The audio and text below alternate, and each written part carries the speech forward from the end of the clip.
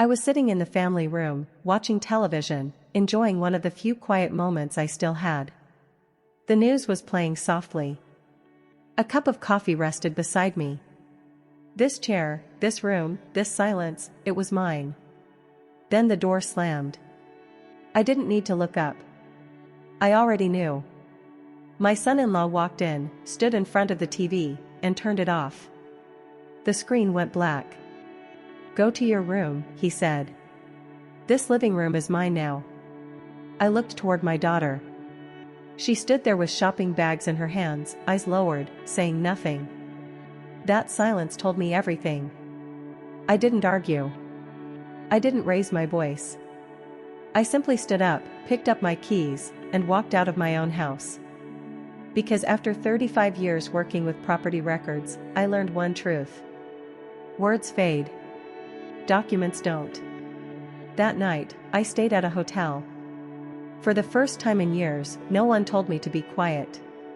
No one controlled the remote. No one made me feel small.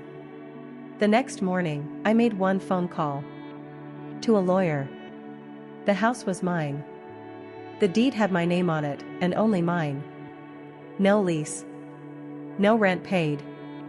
4 years of free living, and one sentence too many. "Prepare the eviction notice," I said calmly. 30 days. When the lawyer's assistant rang my doorbell, panic entered my house before I ever did. My daughter called me crying.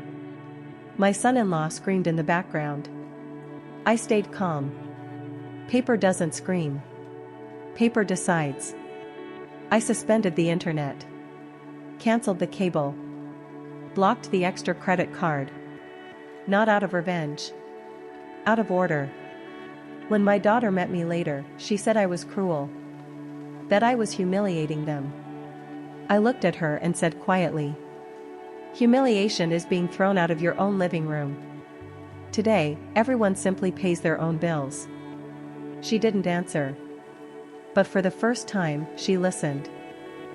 I remembered all the times I said, "Be strong. Don't cry. Others have it worse." I thought I was teaching resilience. But I was teaching silence. Parents often forget. Children don't need perfect parents. They need safe ones. That day, I sat on the floor and cried.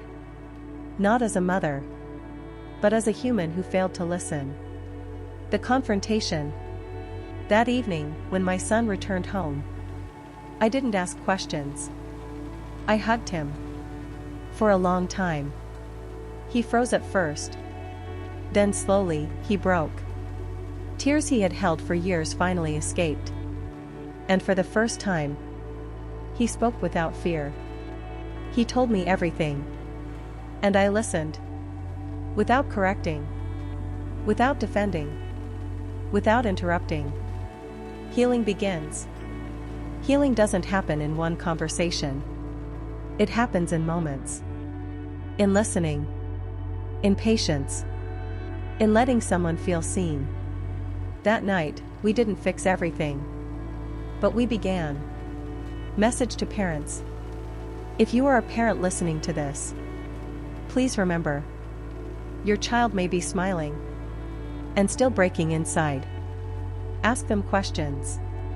But more importantly, create a space where honesty is safe. Message to children.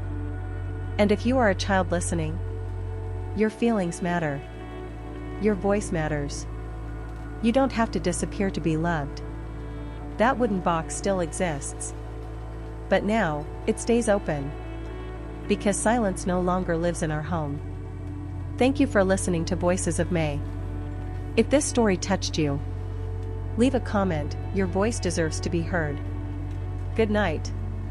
And remember, listening can save a life.